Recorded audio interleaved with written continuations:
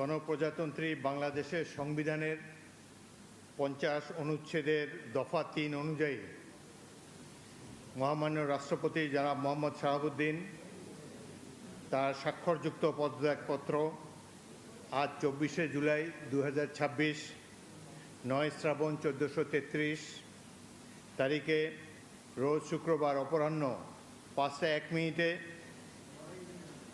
আমার নিকট পদত্যাগপত্র দাখিল করেছেন।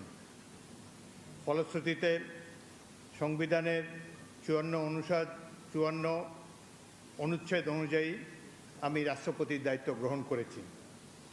পদত্যাগপত্রটি আমি গ্রহণ করেছি এবং জাতীয় সংসদ সচিবালয়ের রেকর্ডে সংরক্ষণ এবং প্রয়োজনীয় প্রশাসনিক কার্যক্রম গ্রহণের জন্য নির্দেশ প্রদান করা হলো।